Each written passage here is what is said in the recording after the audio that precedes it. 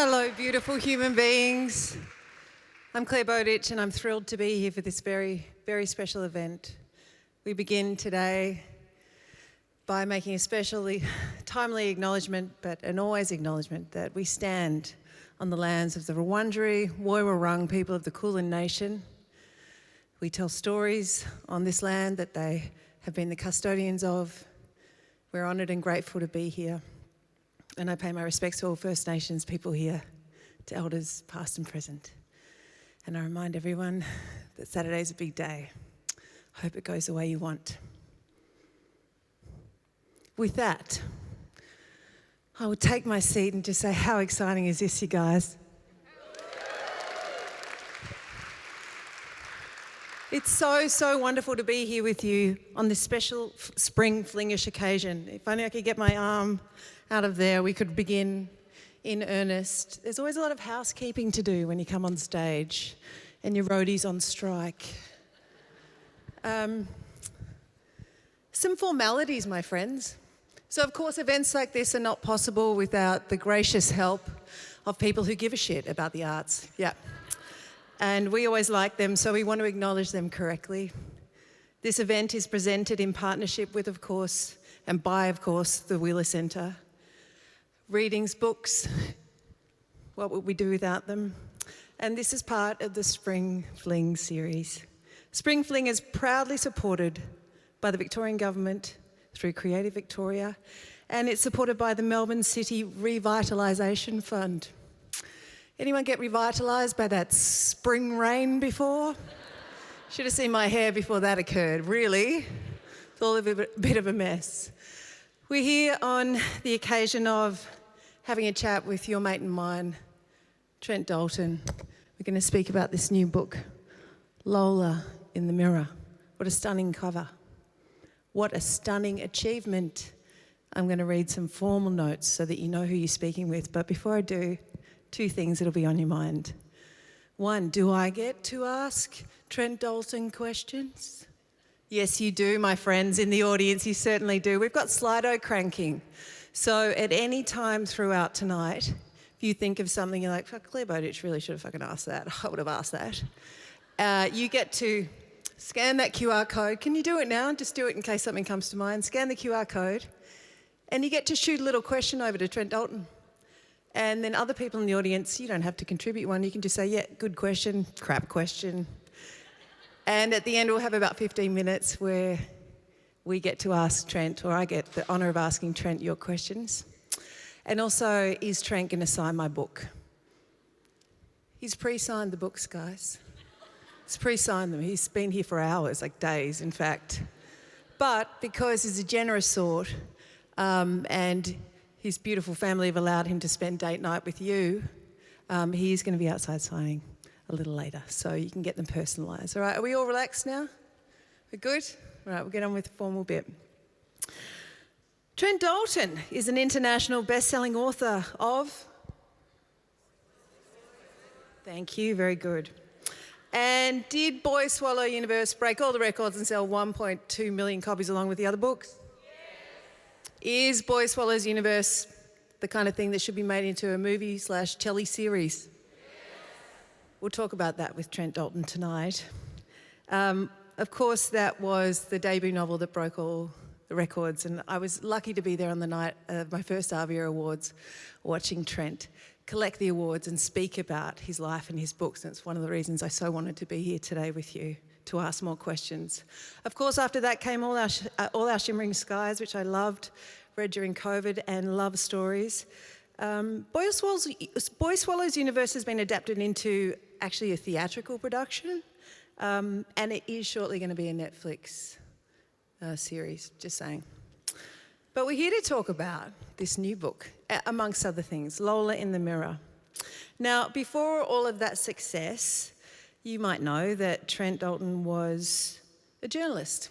He spoke to people about their lives, about social issues. He did that for almost 2 decades.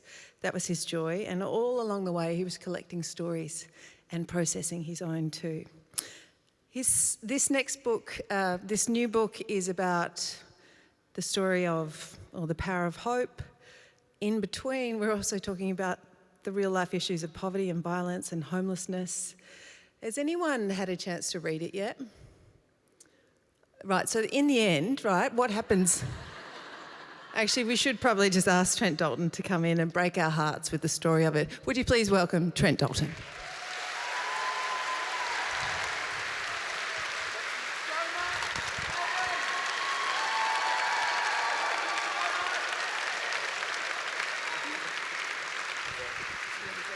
Chuck out the rest. Have a seat, Trent. We're so excited to have you here.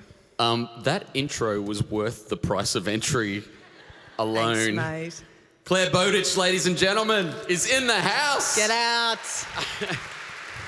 You all look so beautiful. Thank you so much for coming. Trent Dalton, let's just get right down to it. What's with mirrors? No, really. What's with mirrors and you? Oh, that's a great question. That's great. All right, I'll go there.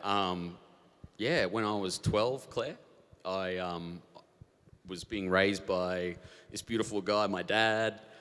He was raising 4 boys in Housing Commission shitbox in Brisbane. Mum was going through some tough times across town. And when I looked in the mirror, for some reason, I wanted to be Daniel Day-Lewis. Yeah. And I thought I was literally going to I would grow up and look like Daniel Day-Lewis in Last of the Mohicans. Wow. And Winona Ryder would go out with me. Wow. And Wally Lewis would be my best friend. Eddie Vedder would come over and listen to records with me. But what happened, Claire, honestly, I reckon I turned about 15 and reality kicked in. And I started to not like what I saw in the mirror. I saw reality, that just outside my bedroom there were holes in the wall, in the fibro walls, and there were bloodstains near those holes, and Mum was living with a monster. Mum was living with a freaking monster across town, and I got myself an American baseball cap, Claire, and I just pulled it over my forehead. And I just stopped looking at myself because I didn't like the past that I saw, and I didn't like the present, and I saw zero future. And if I said anything to myself, it was like 3 words, which were like, fuck them all.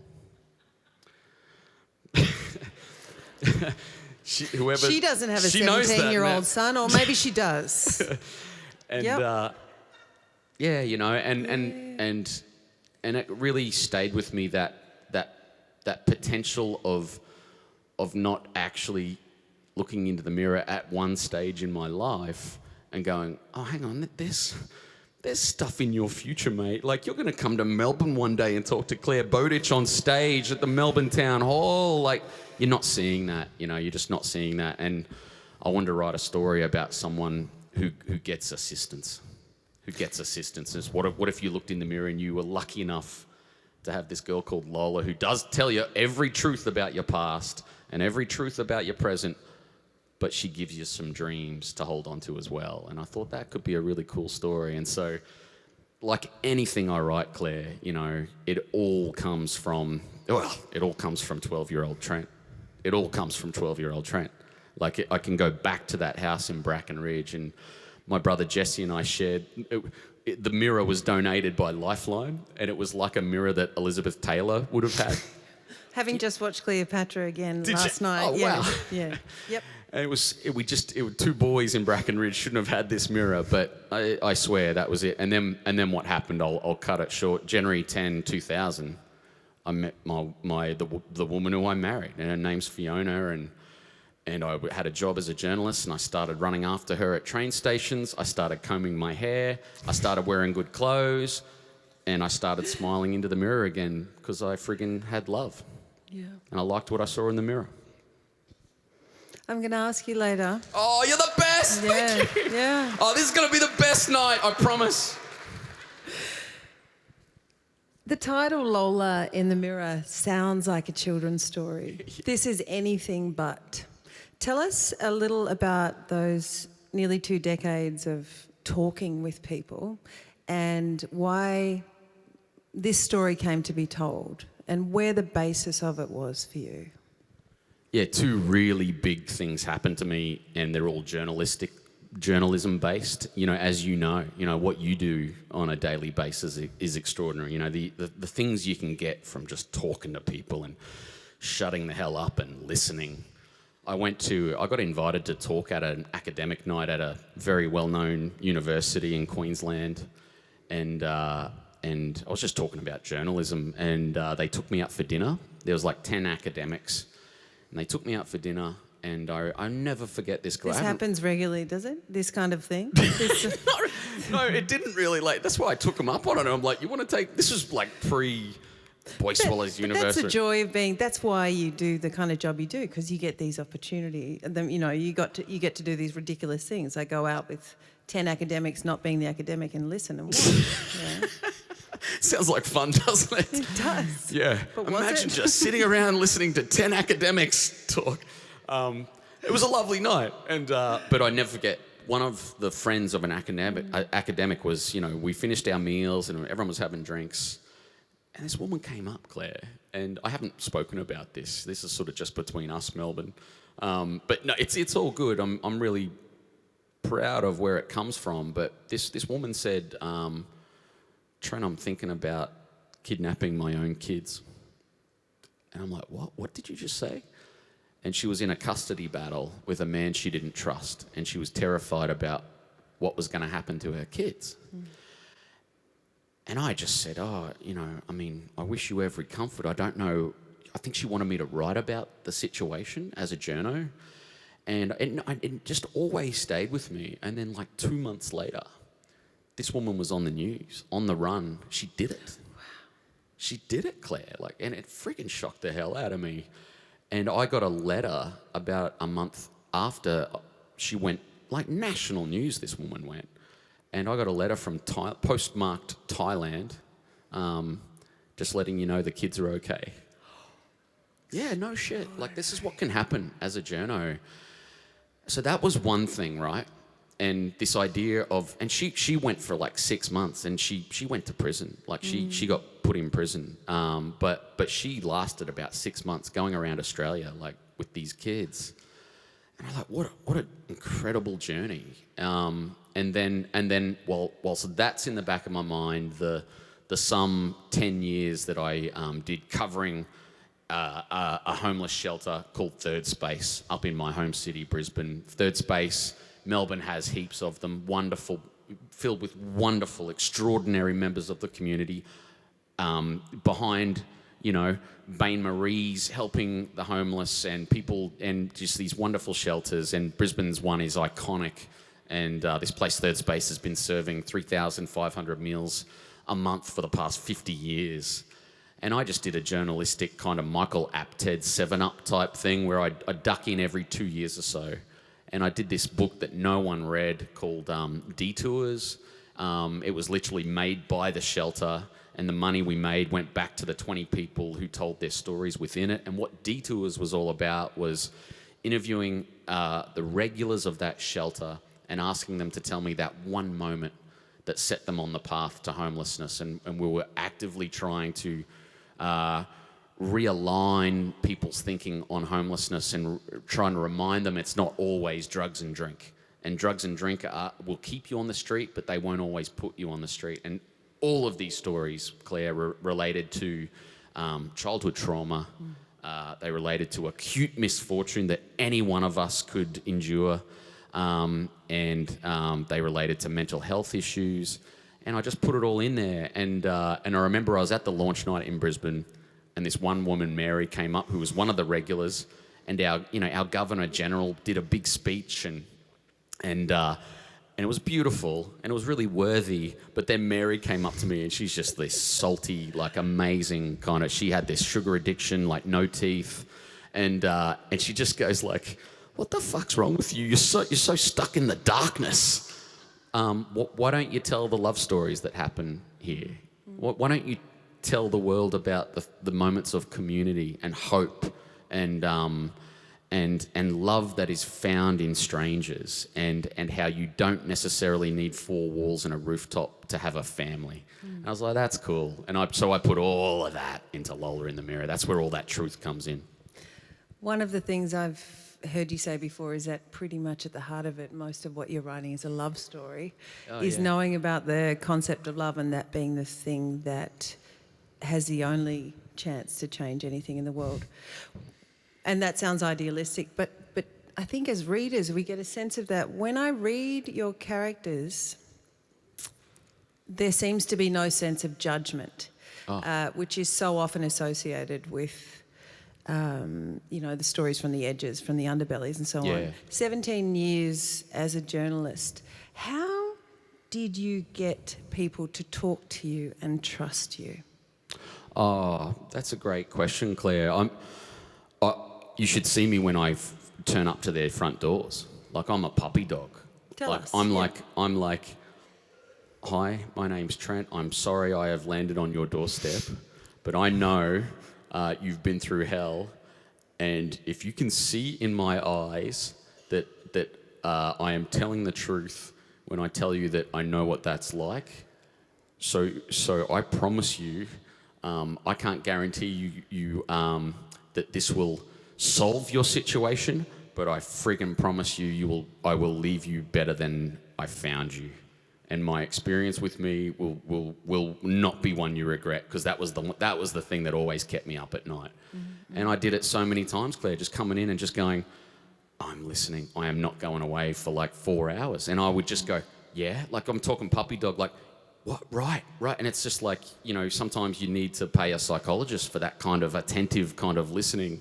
But it was what I was trying to do, Claire, was trying to work out the motivations of some of the people who had the demons in my life, So that's why I was so interested to go into those homes in the suburbs, and why I sometimes did get them to tell me stories, because I think they sensed it, And then in more recent times, like, I'm a freaking open book. Like, they read Boy Swallows Universe now and go, oh shit, man, I'll tell you, you're the kid with the red phone and stuff, and it becomes this really beautiful storytelling thing. So, it's the beauty of listening, and the beauty of that journalism road led to all of that stuff and gave me the confidence to tell Boy Swallows Universe. And then that has then even enabled me to go deeper with those same people. Mm-hmm.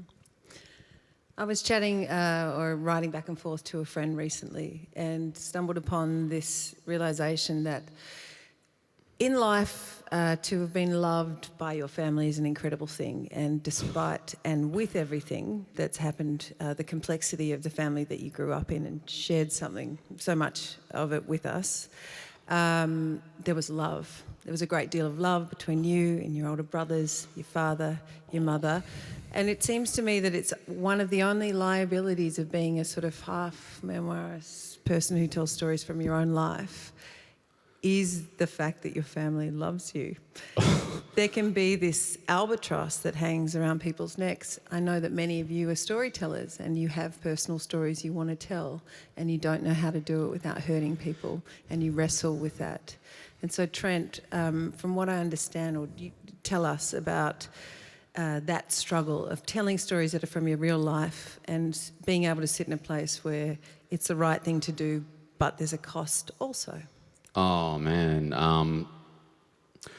Okay. Can I tell you something really, really deep? And because there's a young woman, there's a woman here, she's not a girl anymore. She was a girl always in my life, and she's the incredibly beautiful daughter of my oldest brother. And I'm going to tell a story, but I want her to know this story because it taps into what you're talking about. Here's the power of what you're talking about, Claire. And this is everything that where Lola in the Mirror comes from, okay? It's a bit dark, but I want to get to the light. My mum in the 1990s, Claire, like, she had this monster, and she escaped one night, and she ran to a Telstra phone box. She went into that phone box and was dialing 000 because she wanted to escape this giant of a man who pretended to love her but was nothing but a monster. And and just as she was about to make that call, the monster burst into the phone box, and he strangled her. And he kind of left her for dead on concrete in the Telstra phone box. And there was only one thing that made my mum stand to her feet, because she was done, mate. Like, she was just done. And it was a vision she had in her head of her 4 sons. My 3 older brothers and myself. And that made her get up, dial 000. The police came, and they said to her, you have exactly 2 options. You can be homeless, or you can go back to the monster. And they advised her to find strategies to not aggravate the monster. I'm sorry to even, it's terrible. Then this beautiful older brother of mine, he becomes a man, Claire, and he says, I'm gonna get her out. I'm gonna freaking free her from the monster. His freaking beautiful daughter's in the house, you know, and this fucking guy is so fucking brave, Claire. We go, all 4 boys. It's freaking inner city Brisbane, you know, fancy home. Joel knocks on the door. You're the baby. I'm the kid. I'm 12. He, 12, 14, 16, 17. And Joel's like, Mum, now's the time. Monster runs at Joel. We're standing in the front yard. This incredibly brave young man gets low, drives up with his legs and tackles this monster onto the front yard. And the beautiful thing about having 4 sons, it means 1 son per limb.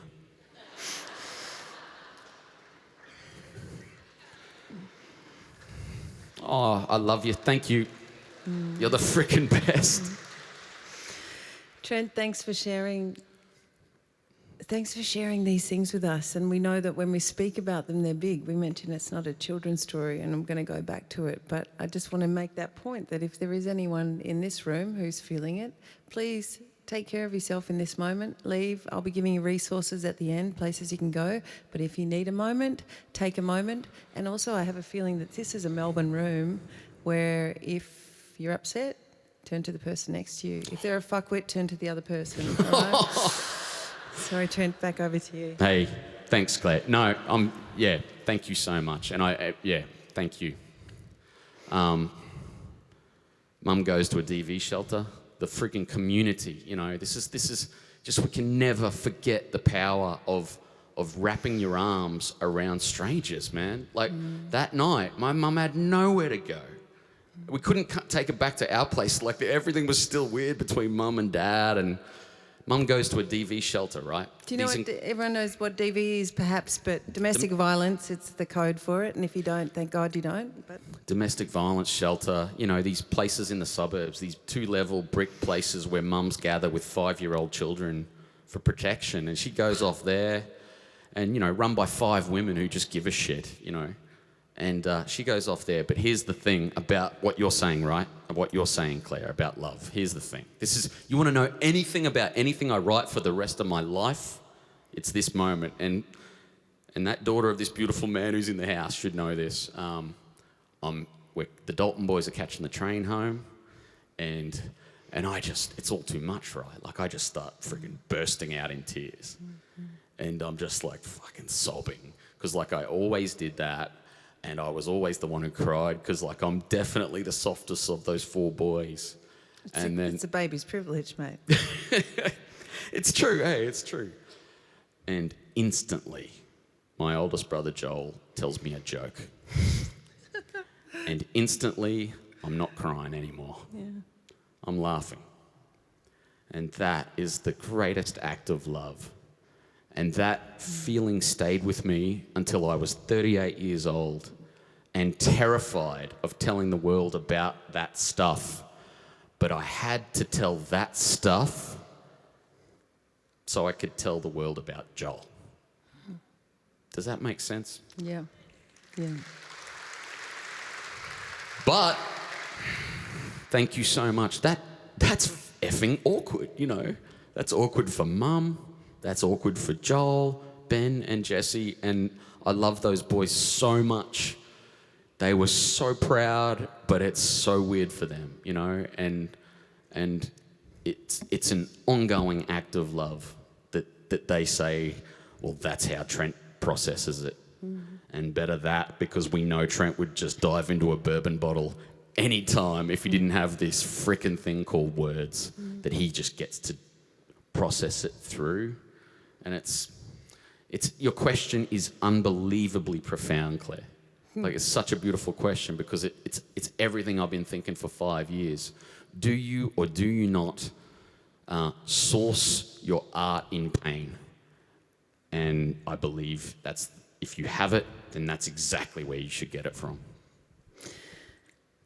There is a difference between mining pain for the purpose of telling a story and processing pain and telling a story that is difficult and hard, and yet somehow we come out at the end feeling hopeful, Trent. So that's the feeling that many people speak of when they read your writing. This story was inspired by one of the most intimate and confronting things we earthlings do each and every day. So I read, looking in the mirror, that's still an illuminating moment when we see all of our irretrievable past and all of our tricky present and all of our possible futures. Talk to us about what you can in this book about the various questions, artistic challenges, and the concept of monsters that goes on in this book. Yeah, so it all stems from that stuff I'm telling you about. So it's the girl finds it. The girl at the heart of the book, she's a 17-year-old homeless girl. She's been on the run with her mum across Australia for 17 years. They found themselves a home. They found themselves love within a homeless community. One of the 100, you know, they've become 2 of the 120,000 plus people who sleep rough tonight in this beautiful country of ours. They have been driven out through a growing reason for women in particular to become homeless, domestic violence. But the mum has told the daughter she can never know her name because it's dangerous. It's dangerous, and this is true. This is true. Like, you're on the run. You better not be telling your 8-year-old daughter too much about her past because it will slip to the wrong people, and certain officers will be around any time to come take you away and split the very thing that you need to survive, love. And so I wanted to deal with identity. I wanted to deal with this thing of when we all look in the mirror. You know, have you guys ever done that where Claire, like, we give it approximately 2 minutes thought every day when you're just quickly brushing your hair or you're doing your lippy or whatever, and you have these fleeting moments of profundity. Like, you see deep into yourself and you're like, who am I? Who is this person? Like, how the hell did I get here? And that's interspersed with there's something on my nose and Jesus Christ. You know, That's so true. But it is bizarre. It's all there in that little microcosm of moments. Do you ever do that? Like, do you have a busy mind where you're looking in the mirror and you're like, okay, musician, journalist, mum, you know. Look, I do remember watching a really good friend, a housemate, when she would do her makeup, and it was like she was a very calm and relaxed person, but when I'd sort of stand next to her at the bathroom sink and she'd be doing her makeup, she would talk to herself and her eyes would change, and I could hear her brain working in that conversation in the mirror, and the way she would just put on her makeup and so on. So I think when I look in a mirror, I really try not to think too much because I could...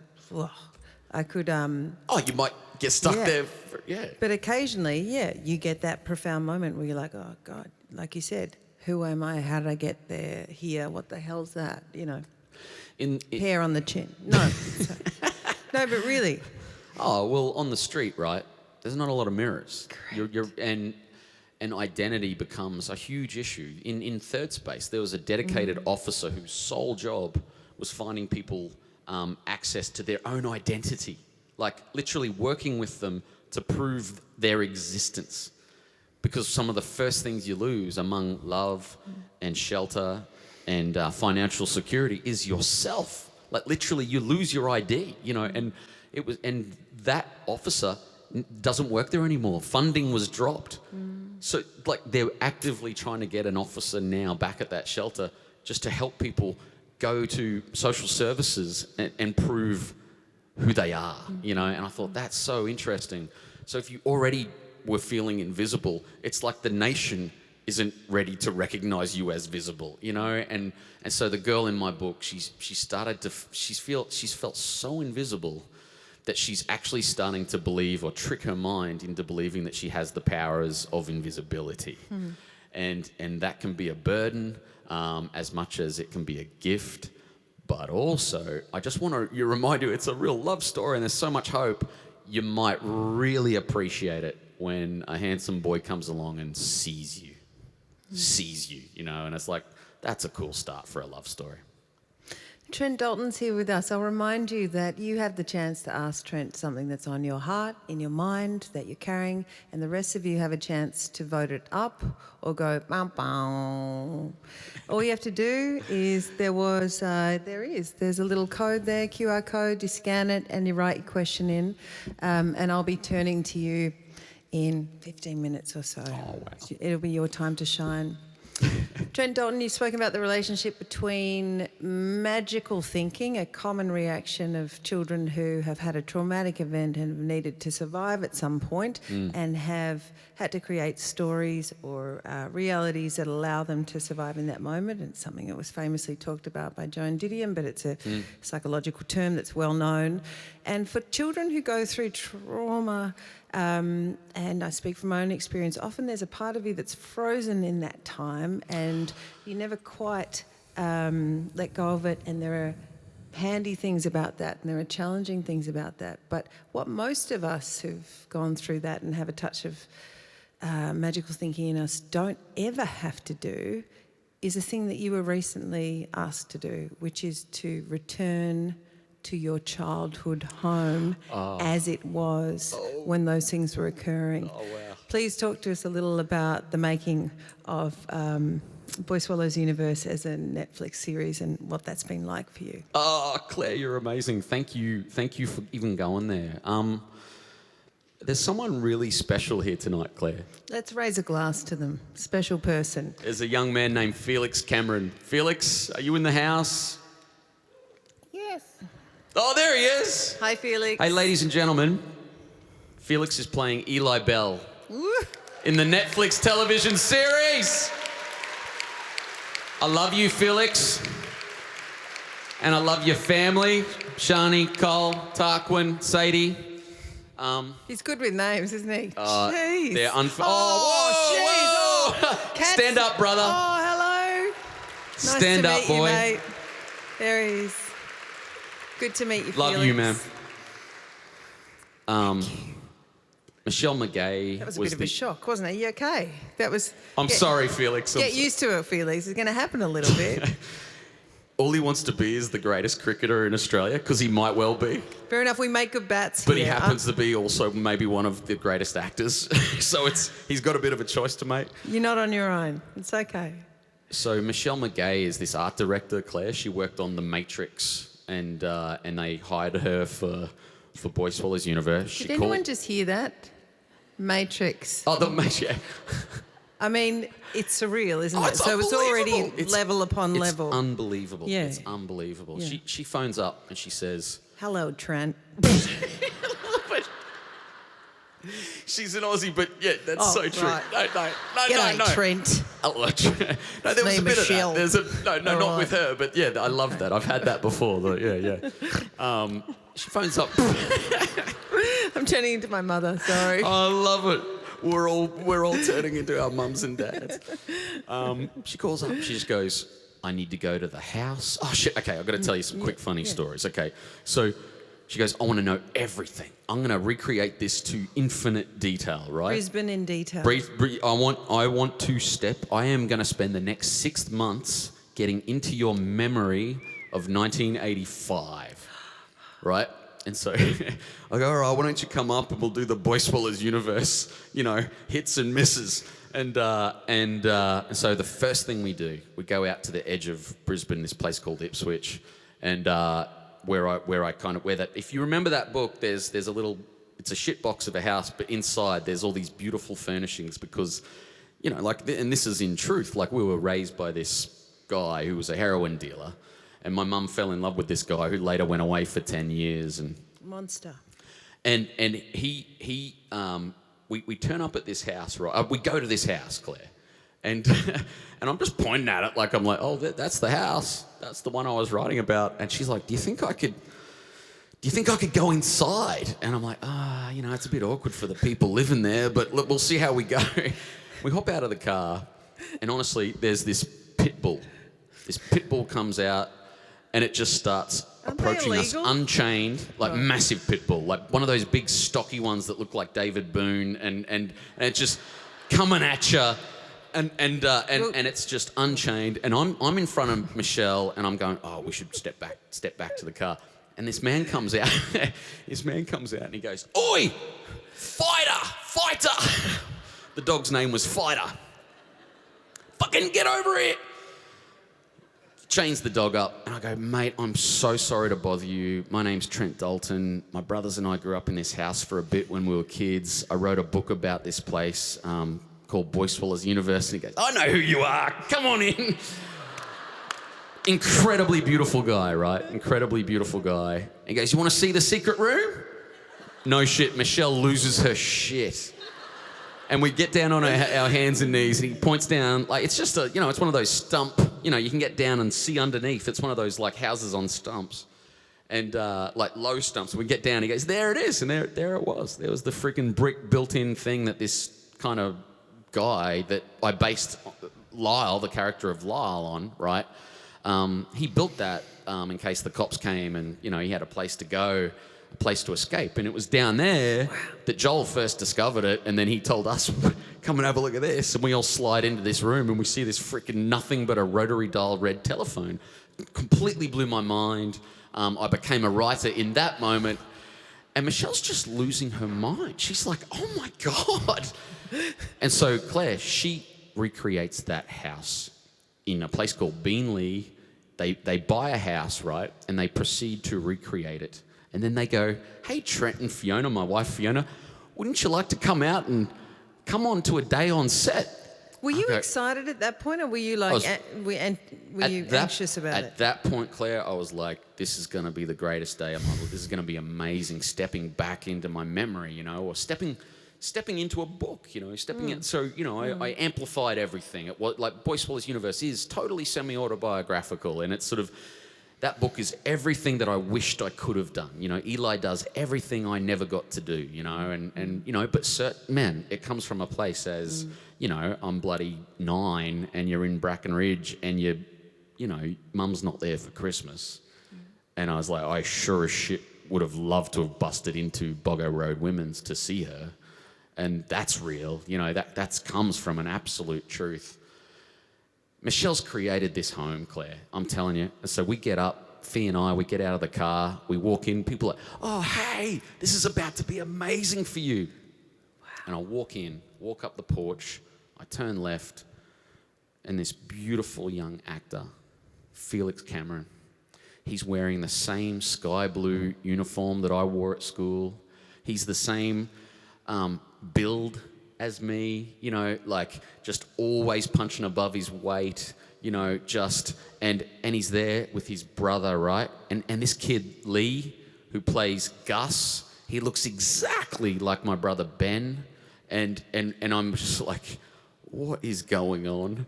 And there's Phoebe Tonkin playing Frankie Bell, who was just this absolute avatar for my mum. At what point did you become non-verbal in this situation? Totally, non-verbal. And then I walked slowly to that beautiful boy, that beautiful young man that he's become now. And I grabbed him and I started crying and I just grabbed Felix. Poor Felix was trying to do a scene. Like, Travis Fimmel was over there. Travis freaking Fimmel, like Vikings dude. He's just there. I haven't even said hello to him. I just walked straight to Felix and just hugged him. I went, And I said, I don't know why I said this. And I think I was speaking to my freaking 12-year-old self. And I said, are you okay? Are you good? And that beautiful young man, he's just like, he smiles. He's got this beautiful smile. Like, if you ever get to see that kid up close, guys, he's just got heart. Like, he's just all heart. And he just smiles. And he's like, he's consoling me. He's like, I got this now. One day I got this. Yeah, one day Felix will be up on stage. Yeah, Felix, well done. Up on stage talking about the odd first time he met Uncle Trent, but how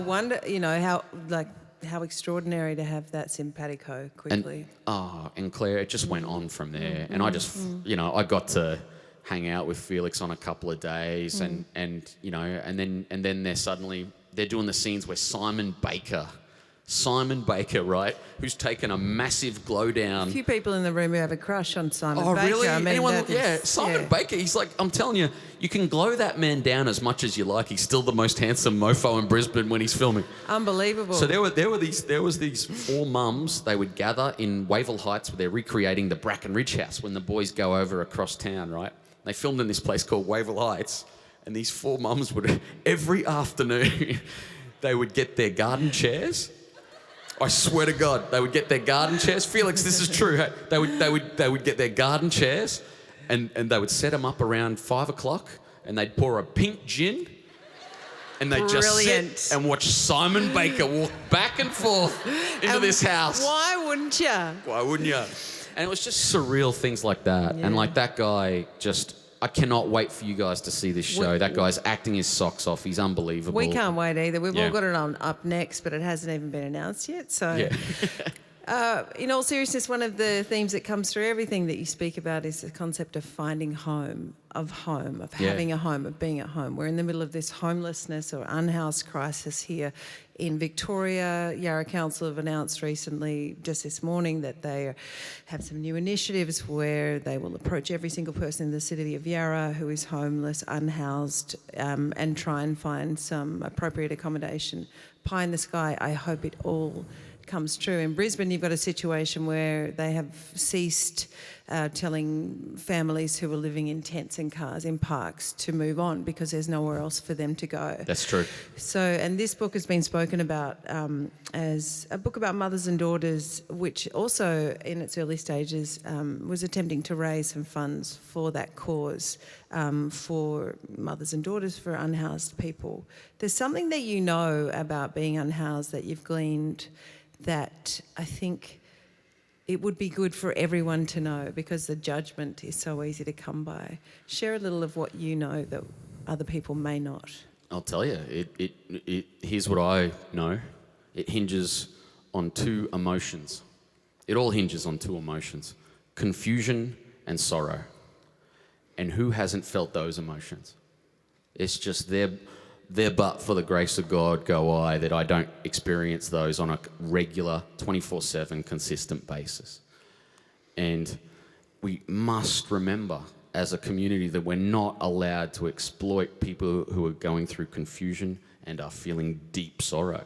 And by that I mean people building buildings that squeeze the underprivileged out. I'm also talking about gambling companies that prey on confusion and sorrow. I'm talking about alcohol companies that do it. And this, it is up to us as a community to remember that who hasn't friggin' felt confusion and sorrow? I certainly have, and when we were kids, mate, Dad raised us in that public housing home, and it was like he was able to pay for that home for less than $100 a week, because we were living in a community where we're so freaking lucky that we all decided as Australians that we are going to look out for each other. We're going to look out for the Dalton boys.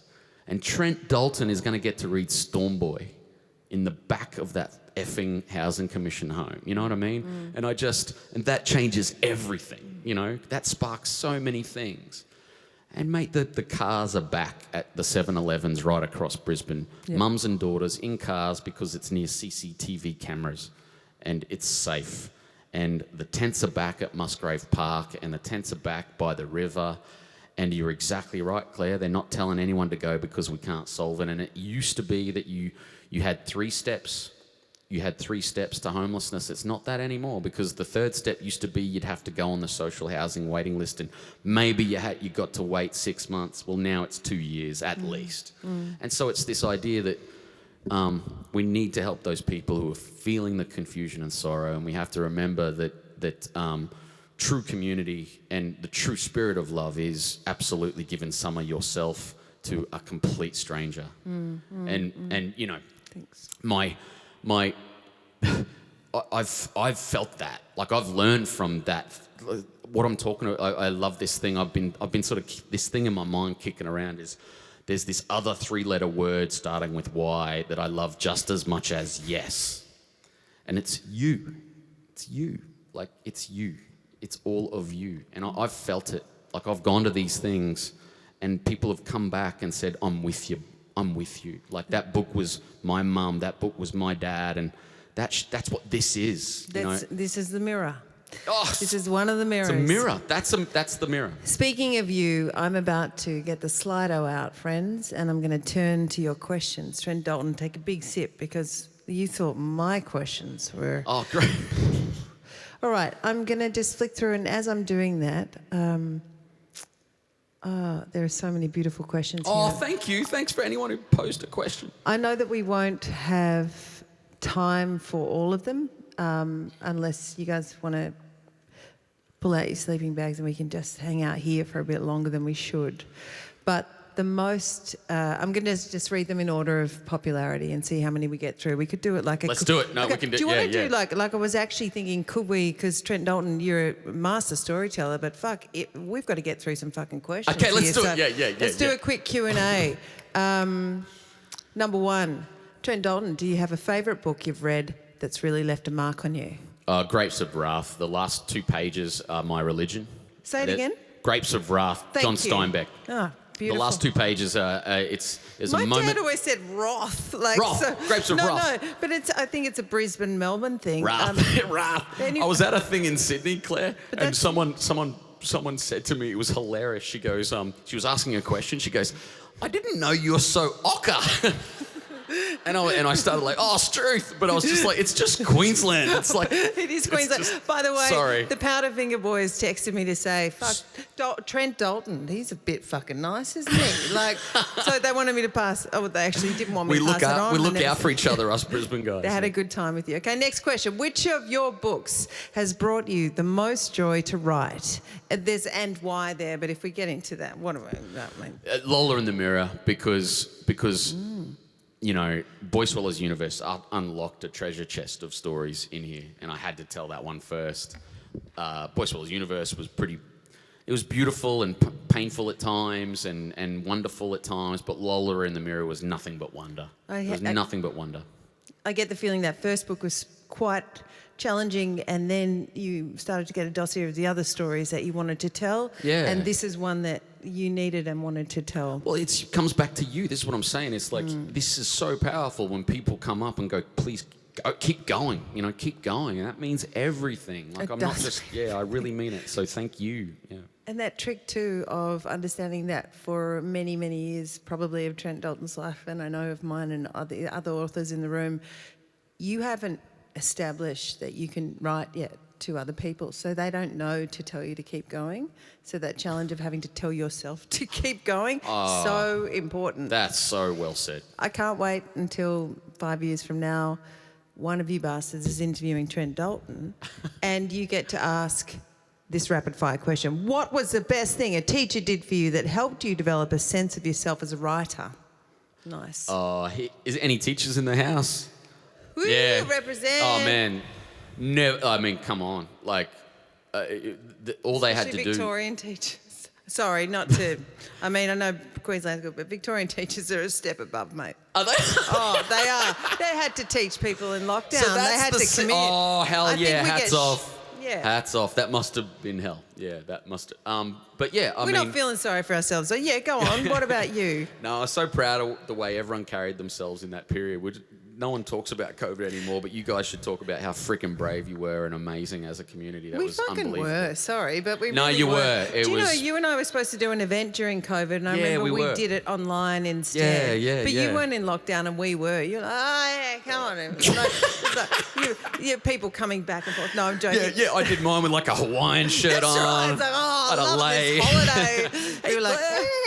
She's like, F you, man. No, not at all. But what did a teacher say to you? No, I'm going to read it out again. We're starting again. All right, here it goes. What was the best thing a teacher did for you that helped you develop a sense of yourself as a writer? Okay.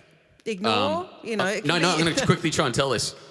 It was a principal, Brighton State School, got in a fight, went up to the principal's office. This dragon of a principal. He seemed like the biggest dragon to me, Claire.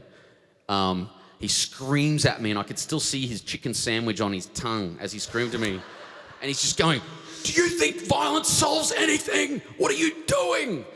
And I'm like, this man is the most terrifying human being on the planet. Okay, 5 years later, it's Christmas. And like shit's gone deep for the Dalton boys. And there's nothing in, sorry to play the violin, but it's true. There's nothing in the fridge. Dad's hammered. Worst Christmas ever. Worst Christmas. That's actually a famous saying in the Dalton house. I said that. I could tell you a funny story. I get paid out on it. I've said that under a tree. I believe you. I received a black towel. I received a bath towel. And I opened it up. It was like, fuck, Dad, we're meant to have bath towels. I got a black bath towel. It wasn't a beach towel. It was just a came up bath towel. And I said, worst Christmas ever. I know a kid who got a wrapped orange. But it was in a wartime era where a wrapped orange actually meant something. Black towel, you know, I get you. Fair enough, mate. So nothing in the fridge. And then I'm staring out the window. All these housing commission homes always had a front window, and I just stare out it all the time. And this ute pulls up. And there's a man, right? It's a St. Vinny's ute. This man comes out, grabs a box, comes up the back concrete landing thing, walks through the back door. My old man's half cut, and he's like, hey, Pat. I'm like, what the fuck? How does he know? And it's Pat Caffrey, my old school principal. Wow, the guy with the chicken sandwich. And he knows the whole story. Wow. And he lays down this box filled with licorice, all sorts, pineapple pieces, freaking canned ham, and he ruffles my head and he goes, Merry Christmas, Trent. Oh. That's a teacher. That's an educator. Mm-hmm. And what he did was, it was Dickensian what he did. Mm-hmm. Never judge the man whose job it is to make you a better human being. And I freaking love Pat Caffrey till my dying day. He's gone now. I pay tribute to him with any question like that, and I love every teacher who goes to work every day and helps the Eli Bells of the world. So I love you so much. Bless you, teachers. You hear? Trent Dalton, I'm going to squeeze in a bit of my own. I want to know what kind of room what's your ideal writing room? So what is the room where you're like, I can write in this room? And also, what's the process? This question is, I'm mushing it. What's the process? What's your process when sitting down to begin to write a new novel? Yeah, room-wise, I need pictures of Fiona and my two daughters. All I need is that, and that could be anywhere. Mm-hmm. And maybe a picture of Eddie Vedder on the right. Oh, you really love, yeah. Oh, big. Yeah, big. I could go deep. I was going deep with your beautiful Marty. I was going deep with your fella. I don't blame you. Yeah. He's like, man, I was going deep with him. Art of Fighting. We worked out that he was in Art of Fighting. In Art of Fighting, yeah. Freaking round amazing. Of applause for Melbourne Round of Fighting, yeah. And Eddie Vedder, yep. But the process is more important. Like it's all interior. So you really do need pictures of people who inspire you on the wall. Is there a window? Is there a desk? Well, for this one, I took 250 pictures of Brisbane. So and every place that you will read, hopefully if you choose to, you don't have to, but read this book. No pressure. Why are you here though then? I walked every place in that book. Took a photograph, printed it out at Officeworks, and filled my walls like I'm chasing down a serial killer.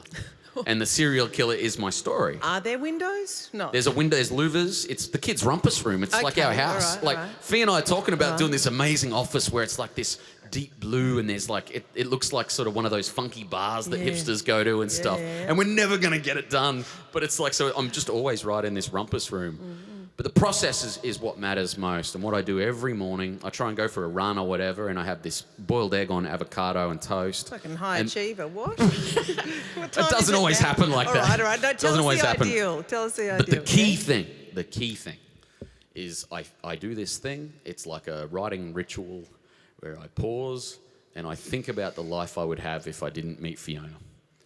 And it scares the shit out of me. No pressure, Fiona. Fuck. No, really. And I just see this vision of me eating Red Rooster chips, drinking bourbon, and watching the movie Platoon. Yeah.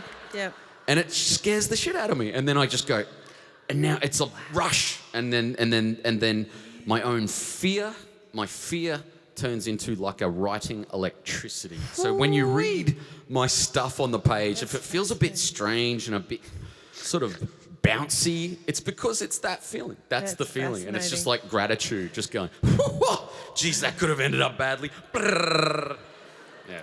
On that note, and we're coming to the end of our precious time together, but you're so generous with your stories and your vulnerability with all of us, and it means a lot, so thank you. This question comes from, were there points in your life before meeting your wife that gave you more hope for your future than what you saw in the mirror? What? Who? Like a genius. You got a job. You put your hand up, who did that? We upvoted. That is an unbelievably beautiful... You have to have a massive freaking heart to ask a question so beautiful. So thank you, big-hearted stranger out there. Okay, I'll tell you this story. All right. Mum goes down. She's doing her time. No one's visiting her, Claire. She's in Boggo Road Women's. The love of, generally, the only man she really genuinely cared about was across in the Boggo Road Men's. He wasn't visiting her. He wasn't the monster. No, sorry, he wasn't. Thank you. That's really sweet. I didn't want to. He wasn't. He wasn't the monster. Yeah. Well, this is the thing we've got to remember about the women prisoners, and about how they're extremely vulnerable when they come out and go to these halfway houses and they get preyed upon. She met her monster in a halfway house, but this guy, no, this guy was decent, and look, had his issues, don't get me wrong. I will never glorify a freaking heroin dealer because I've seen the other side of where that goes too, but she's in there, right? And Dad's not taking us up because she's down, and he's saving us from having to see her like that, and I appreciate him doing that. She was low, mate, she was low, and there's only one person who visits her, and that's escaped former Boggo Road convict Slim Halliday.